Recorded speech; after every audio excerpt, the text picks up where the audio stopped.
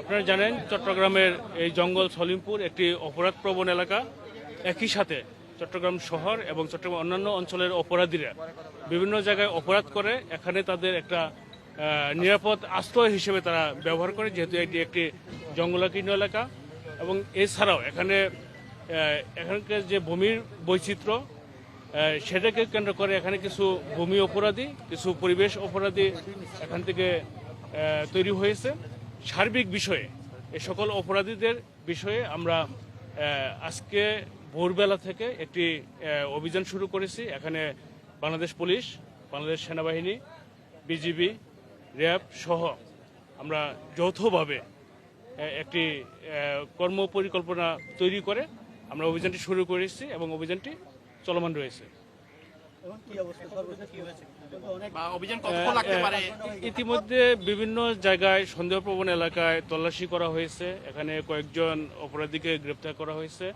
এবং যেহেতু একটি অনেক বড় এরিয়া, এখানে বিভিন্ন সেক্টরে ভাগ করে এই অভিযানটি শুরু হয় এবং অভিযানটি যেহেতু এখনো শেষ হয়নি, অভিযানটি চলমান রয়েছে, কাজে এখনই বলা যাবে না যে আমরা আসলে কতটুকু সফল হয়েছি বা কি পরিমাণ অপরাধী গ্রেপ্তার হয়েছে কিংবা কি পরিমাণ আলামত উদ্ধার হয়েছে কিংবা কি পরিমাণ অন্যান্য নিষিদ্ধ বস্তু জব্দ করা হয়েছে। আমরা যতটুকু জানতে পেরেছি আইন শৃঙ্খলা রক্ষাকারী বাহিনী প্রবেশ করতে না পারে মতো বিভিন্ন ব্রিজ কালভার্ট ভেঙে ফেলা হয়েছে, এটা সত্যি কিনা?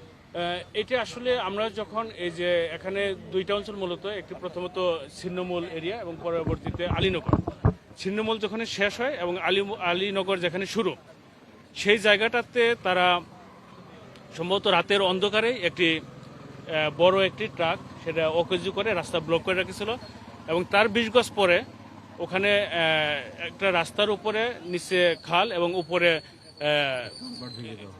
উপরে কিছু স্ল্যাব লাগানো ছিল। সেটা তারা সম্প্রতি সম্ভবত ভোরবেলা কিংবা গত রাত্রে এই কালভার্টটি ভেঙে দিয়েছে, যাতে করে আমরা আইন শৃঙ্খলা রক্ষাকারী বাহিনীর কোনো গাড়ি যাতে কিংবা এই অভিযান যাতে ফলপ্রসূ না হয় তার বাধা সৃষ্টি করেছে।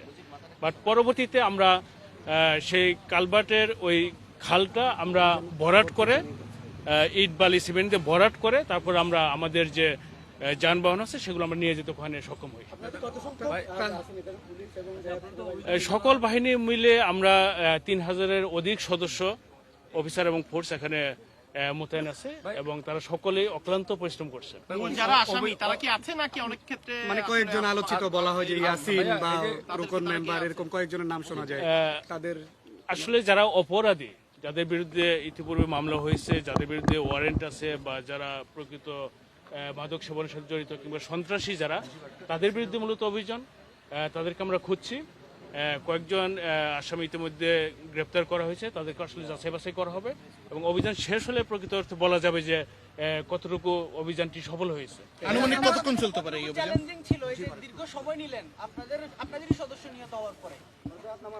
আর ভাই এটা যে ভাঙলো, এটা কি জানতো কিনা আগে থেকে বা এটা লিক হয়েছে কিনা? না, এটা দেখেন অনেক বড় একটি অভিযান। এটা এখানে 3000-এর অধিক সদস্য এবং বিভিন্ন বাহিনীর অফিসার ফোর্স এখানে ইনভলভ। তো এখানে খবর যেতেই পারে, বাট আমরা চেষ্টা করেছি যাতে তারা খবর না পায়। এখানে আপনারা জানেন যে পুরো এলাকা সিসি ক্যামেরা দ্বারা নিয়ন্ত্রিত হয়। এখানে তাদের সোর্স বিভিন্নভাবে এখানে ডেভেলপমেন্ট আছে। এখানে ওই সিএনজি চালক থেকে শুরু করে প্রত্যেকটি মোড়ে তাদের কিন্তু লোকজন রয়েছে, যাতে আইনশৃঙ্খলা রক্ষাকারী বাহিনী তাদেরকে এখানে প্রবেশ করতে না পারে এবং তাদের যাতে গ্রেপ্তার করতে না পারে, সেজন্য তারা তাদের নিরাপদ আশ্রয়স্থলটি তারা নিজেদের মতো করে গড়ে তুলেছে।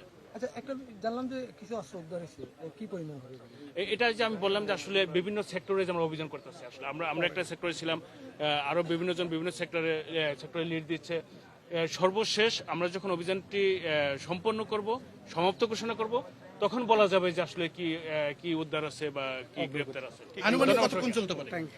এটা যেহেতু একটি বড় এরিয়া, এটা আমরা পুরো এলাকাটাই আমরা তল্লাশি করব এবং যত অপরাধী এখানে আছে তাদেরকে গ্রেপ্তার আমরা সর্বোত্তক চেষ্টা করব। এই যার প্রেক্ষিতে যতটুক সময় লাগে ততক্ষণ আমরা অভিযান করব এবং আমাদের এখানে ইচ্ছা আছে যে এখানে আমরা একটা অস্থায়ী ক্যাম্প করব, যাতে পুলিশ বা অন্যান্য আইনশৃঙ্খলা রক্ষা বাহিনী নির্বিঘ্নে এখানে তাদের সময় মতো তাদের তথ্যের ভিত্তিতে তারা যে কোনো টাইমে এখানে অভিযান করতে পারে, সেই পরিবেশটি আমরা এখানে নিশ্চিত করতে চাই। অস্থায়ী ক্যাম্পে কি সেনাবাহিনী নাকি টেলিভিশন ছাড়া না ক্যাম্প আমরা চাচ্ছি যে এখানে আমরা আমাদের যৌথ বাহিনীর ক্যাম্প হবে, এখানে বিভিন্ন বাহিনীর সদস্যরা থাকবে, যাতে আমরা সমন্বিতভাবে এই জঙ্গল সলিমপুর যেটা একটি অপরাধীদের